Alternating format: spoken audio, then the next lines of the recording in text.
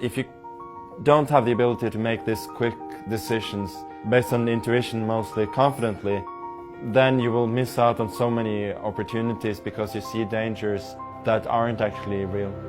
Confidence, a feeling of self-assurance arising from one's appreciation of one's own abilities or qualities.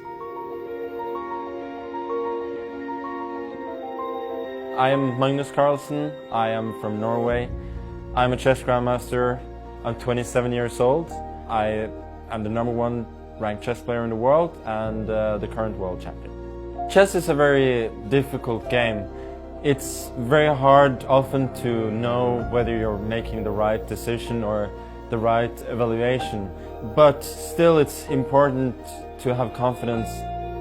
Often in chess, when you calculate a line, sometimes you miss something, but it turns out later down the road that that was not important, and your intuition told you to make a quick, confident decision was actually right after all. I think the first time I started to be really confident in chess was when I was 17 years old. Before that, I often had too much respect for my more esteemed colleagues. My game against Kasparov in 2004 when I was 13 is a prime example of my lack of confidence at that time. I spent way too much time calculating variations that weren't actually dangerous. Naturally, he was a much stronger player than I was back then. There was no doubt about that, but in that particular game, if I had actually believed very seriously that I could beat Kasparov, then I probably would have managed.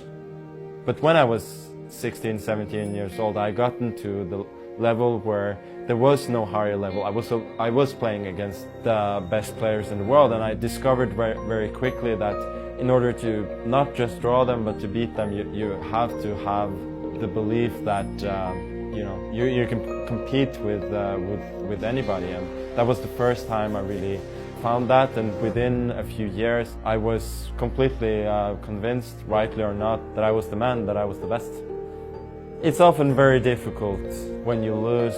For me, I just need to somehow be able to strike back. I need to get a win right after a loss or a disappointing result, because if these bad results linger, then it's just going to take a lot of time to get your confidence again. I would say that I've never been very good at losing. I hate losing, and I don't handle it very well. And I always cope with it by thinking that, yeah, I should be better at not losing instead of being better at handling it. So my basic conclusion would be that you have to trust yourself. You have to trust your instincts and your experience accumulated over many years.